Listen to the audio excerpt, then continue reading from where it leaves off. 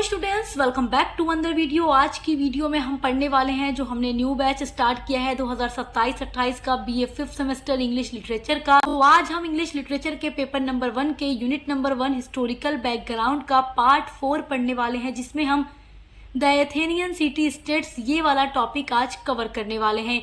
Part 3 तक पूरी video upload है, आप चैनल पर चेक करके देख लीजिएगा। जिन बच्चों ने क्लासेस देखी हैं तो बहुत बढ़िया, जिन बच्चों ने नहीं देखी तो आप विजिट करके देख लीजिएगा। पेपर नंबर 2 की भी पूरी क्लासेस चैनल पे चल रही हैं एंड अदर सभी सब्जेक्ट की भी क्लासेस चल रही हैं ऑल यूनिवर्सिटीज़ के लिए, तो आप हमारे चैनल पर विजिट करके ज़रूर देखिएगा। चलिए आज पढ़ते हैं हिस्टोरिकल बैकग्राउंड का topic the Athenian city states. तो बहुत इंपॉर्टेंट टॉपिक है, एग्जाम में लॉन्ग क्वेश्चन में यहाँ से क्वेश्चन बन जाता है। तो देखिए आपका टॉपिक है द एथेनियन सिटी स्टेट यानी एथेंस नगर राज्य। तो आइए इसके बारे में जानते हैं। जो एथेंस सिटी है ये यूनान की कैपिटल है, जिसको ग्रीक भी कहा जाता है। Ancient Athens was a powerful Greek city state. Ancient Athens जो है, प्राचीन यूनान जो है, बहुत ही पावरफुल सिटी स्टेट था यूनान यानी ग्रीक का। It is famous as the birthplace of democracy. जो एथेंस सिटी है वो बहुत ही ज्यादा फेमस है बर्थ प्लेस यानी जन्म स्थान के रूप में ऑफ डेमोक्रेसी यानी लोकतंत्र के। लोकतंत्र का जो जन्म हुआ, लोकतंत्र का जो विकास हुआ वो एथेंस सिटी से ही हुआ है, इसीलिए एथेंस सिटी को बर्थ प्लेस ऑफ डेमोक्रेसी कहा जाता है। और यूनान से ही बहुत सारे पॉलिटिकल थॉट विकसित हुए हैं, western philosophy and classical art. तो जो एथेंस है वो डेमोक्रेसी, वेस्टर्न फिलॉसफी और क्लासिकल आर्ट के लिए काफ़ी ज़्यादा फेमस है, क्योंकि आप जब भी वेस्टर्न फिलॉसफी की बात करते हैं, पाश्चात्य दर्शन की जब हम बात करते हैं, तो हम सुकरात, प्लेटो, एरिस्टोटल इन सभी महान फिलॉसफर को जानते हैं जिन्होंने पॉलिटिकल साइंस में काफ़ी ज़्यादा अपने विचार दिए हैं। और एरिस्टोटल को पॉलिटिकल साइंस का फादर भी कहा जाता है। और क्लासिकल आर्ट के लिए भी एथेंस सिटी काफ़ी ज़्यादा फेमस है, क्योंकि एथेंस सिटी ही वो है जहाँ से classical drama, tragedies and comedies develop होती हैं और इंग्लिश लिटरेचर में आती हैं। At its peak in 5th century BCE, जो एथेंस सिटी है वो अपनी ऊंचाइयों पर पहुंचता है 5th सेंचुरी BCE में। और 5th सेंचुरी BCE में ही यहाँ पर ट्रेजेडी एंड कॉमेडी को परफॉर्म किया जाता था ग्रीक गॉड डायोनिसस के सम्मान में। तो एथेंस सिटी जो है, चाहे आप दर्शन की बात करें, राजनीति की बात करें, लोकतंत्र की बात करें, क्लासिकल आर्ट की बात करें, ड्रामा की बात करें, ट्रेजेडी की बात करें, कॉमेडी की बात करें, एजुकेशन की बात करें, लिटरेचर के डेवलपमेंट की बात करें, हर एक चीज़ यहाँ से डेवलप हुई है। ये एक बहुत ही फेमस प्राचीन नगर है और इसका इतिहास जो है 3400 वर्ष पुराना है। Athens was also an economic power house. Athens city जो है प्राचीन यूनान का इकोनॉमिक पावर हाउस भी था। Literature, philosophy and art also thrived during this time period. और एथेंस सिटी में ही लिटरेचर यानी साहित्य का विकास हुआ, फिलॉसफी का विकास हुआ और बहुत सारे दार्शनिक आपको यूनान के देखने को मिलते हैं। एंड आर्ट भी यहाँ पर थ्रीव्ड यानी फला फूला ड्यूरिंग दिस टाइम पीरियड, इस टाइम के दौरान। Athens hosted an annual festival that honoured the god Dionysus and featured many theatrical performance। देखिए एथेंस सिटी में ही परफॉर्म किया जाता था एक फंक्शन, एक फेस्टिवल, ऑनर्ड यानी सम्मान में ग्रीक गॉड डायोनिसस के। तो डायोनिसस एक ग्रीक गॉड थे और एथेंस सिटी के लोग अपने गॉड के सम्मान के लिए ट्रेजेडी परफॉर्म करते थे, जो एक दुखांत नाटक है, ड्रामा है, जिसमें सैड इवेंट होते हैं। और मैं आपको ट्रेजेडी के बारे में पढ़ा भी चुकी हूँ पार्ट 2 की वीडियो में। यूनिट नंबर 1 के जो थिएटर परफॉर्मेंस शुरू हुआ वो एथेंस सिटी से ही हुआ था। तो हर एक चीज़ की डेवलपमेंट आप देखेंगे तो एथेंस से ही होगी। तो एथेंस सिटी जो है बहुत ही ज़्यादा फेमस यूनान की सिटी है। Some of the most important city states were Athens, Sparta, Thebes, Corinth and Delphi.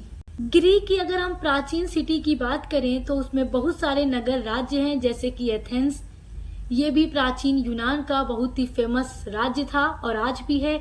उसके अलावा Sparta, Thebes, Corinth and Delphi, ये सारे जो राज्य हैं यूनान के काफ़ी ज़्यादा फेमस नगर राज्य यानी सिटी स्टेट हैं। और एथेंस जो है यूनान की कैपिटल है। Of these Athens and Sparta were the most powerful city states. तो ये सारी जो सिटी के आप नाम देख रहे हैं, एथेंस है, स्पार्टा है, थेब्स है, कोरिंथ है, डेल्फी है, इन सभी में एथेंस और स्पार्टा सबसे ज्यादा पावरफुल सिटी स्टेट्स रहे यूनान के। Athens was a democracy, Athens में ही डेमोक्रेसी का विकास हुआ, लोकतंत्र का विकास हुआ, ट्रेजेडीज डेवलपमेंट हुई, कॉमेडी डेवलप हुई। एंड स्पार्टा जो सिटी थी यूनान की, यहाँ पर 2 राजा होते थे, यानी कि 2 Kings and ओलिगार्किक system.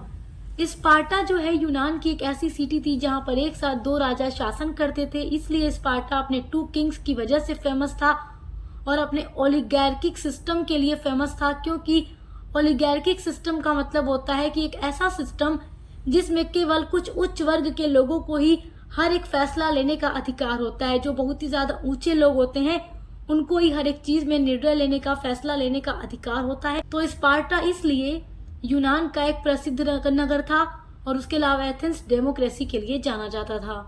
But both were important in the development of Greek society and culture. Greek की सोसाइटी और कल्चर के डेवलपमेंट में काफी ज्यादा इम्पोर्टेंट रोल ये दोनों सिटी प्ले करती हैं। आइए बात करते हैं एथेंस के बारे में, क्योंकि एथेंस को गोल्डन एज के नाम से भी जाना जाता है। During the 5th century BCE known as the golden age of Athens for art, literature, philosophy, drama and education. देखिए 5वीं शताब्दी ईसा पूर्व में एथेंस का काफी ज्यादा विकास हुआ, इसीलिए इस समय को एथेंस का स्वर्ण युग कहा जाता है। इस टाइम के दौरान कला, साहित्य, दर्शन, नाटक और एजुकेशन का काफी ज्यादा विकास हुआ था। सेकेंड पॉइंट आपका हो जाएगा द एथेनियन सिटी स्टेट्स में, वो है फिलोसफी यानी दर्शन। Athens was a centre of knowledge and philosophy. Athens जो था यूनान का एक सेंटर था जहां पर नॉलेज एंड फिलोसफी काफी ज्यादा डेवलप होती हैं। नॉलेज का केंद्र था, फिलोसफी का केंद्र था। और देखिए एथेंस जो है ज्ञान और दर्शन का प्रमुख केंद्र था और यहाँ से काफी ज्यादा इम्पोर्टेंट दार्शनिक उभर कर सामने आते हैं। सुकरात के बारे में आपने पढ़ा है, प्लेटो के बारे में पढ़ा है, अरिस्टोटल के बारे में पढ़ा है। ये सब यूनान के फिलोसोफर हैं जिन्होंने काफी ज्यादा पॉलिटिकल साइंस में अपना विचार दिया है। देखिए सुकरात जो थे उन्होंने लोगों को सवाल करने और सही ढंग से सोचने के लिए प्रेरित किया। उसके अलावा जो प्लेटो थे वो पॉलिटिकल या एजुकेशन या न्याय के बारे में विचार प्रस्तुत करते हैं, और जो अरिस्टोटल थे यानी अरस्तु वो साहित्य, राजनीति, विज्ञान और दर्शन का अध्ययन शुरू करते हैं। इस तरीके से फिलोसफी के क्षेत्र में भी इन सभी दार्शनिकों का काफी ज्यादा योगदान रहा, इसीलिए जो एथेंस सिटी है वो काफी ज्यादा फेमस सिटी मानी जाती है हर एक चीज के लिए, चाहे वो आर्ट हो, लिटरेचर हो, फिलोसफी हो, ड्रामा हो या एजुकेशन हो। आपकी next very very most important heading है how Athens got its name. Athens को इसका नाम कैसे मिला। देखिए मेरे प्यारे स्टूडेंट्स, जो एथेंस सिटी है इसका नाम एथेंस किस तरीके से रखा गया, ये एग्जाम में क्वेश्चन पूछा जाता है। काफी ज्यादा इम्पोर्टेंट क्वेश्चन है। तो देखिए जब भी आपसे द एथेनियन सिटी स्टेट के बारे में क्वेश्चन पूछे तो आप ये टॉपिक भी अपने आंसर में जरूर लिख करके आइएगा। एथेंस सिटी के नाम के पीछे भी एक कथा है, एक पौराणिक कथा है, आइए उसके बारे में पढ़ते हैं। इन एंशिएंट ग्रीस, प्राचीन यूनान में, Athens got its name because of competition between God and goddesses. तो एंशिएंट ग्रीस में एथेंस को उसका नाम मिलता है कंपटीशन की वजह से, बिटवीन गॉड एंड गॉडेसेस, यानी देवी और देवताओं के बीच में एक कंपटीशन होता है और उसी कंपटीशन के बाद एथेंस सिटी का नाम एथेंस रखा जाता है। और वो कंपटीशन क्या था? In its final stage the contest was down to just 2 competitors, Poseidon and Athena. जो गॉड एंड गॉडेसेस के बीच में कंपटीशन हो रहा था उसमें यही बात कही गई थी कि इन सभी गॉड और गॉडेसेस में से जो भी इस सिटी को एक ऐसा गिफ्ट देगा कि वहाँ के सिटी के लोगों को, और इस सिटी के लोगों को जिसका गिफ्ट पसंद आएगा वो सिटी के लोग रिस्पॉन्सिबल होंगे उस देवी या देवता के नाम पर अपने सिटी का नाम रखने के लिए। तो ये जब ये कंपटीशन होता है तो लास्ट स्टेज पर केवल 2 कॉम्पिटिटर्स बचते हैं, पोसेडॉन एंड एथेना। तो इन दोनों के बीच में अब ये देखना था कि कौन एक अच्छा गिफ्ट इस सिटी के लोगों को दे सकता है। It was Athena who was victorious. अब पोसेडॉन और एथेना में एथेना थी जो जीत जाती है, विक्टोरियस यानी विजयी हो जाती है। She planted the first olive tree, और एथेना उस सिटी के लोगों को ऑलिव ट्री देती है, पहला ऑलिव ट्री देती है।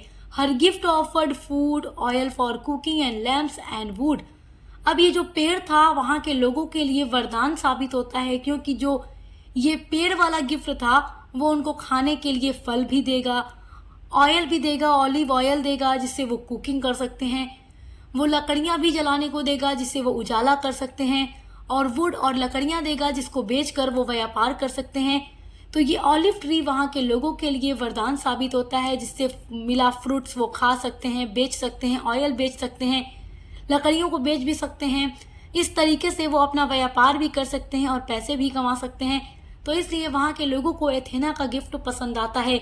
और उसी ओर Poseidon's gift a spring of water, but water was too salty to drink or use for crops. Poseidon ने वहाँ के लोगों को एक वाटर का स्प्रिंग यानी झरना दिया, और ये अपने जानने में बहुत ही अच्छा गिफ्ट देता है कि वहाँ के लोगों को पानी की कमी नहीं होगी। But water was too much salty, वहाँ बट जो वाटर था काफ़ी ज़्यादा नमक वाला था, पीने योग्य भी नहीं था क्योंकि वो बहुत ज़्यादा सॉल्टी नमकीन वाला था, और वो खेती यानी क्रॉप्स के लिए भी अच्छा नहीं था, योग्य नहीं था।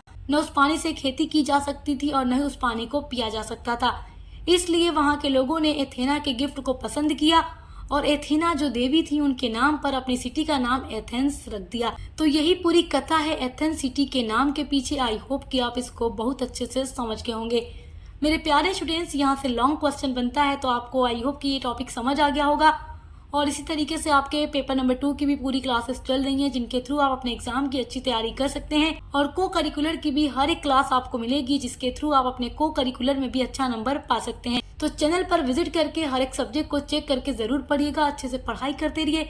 बेस्ट ऑफ लक, हम मिलते हैं अगले वीडियो के साथ।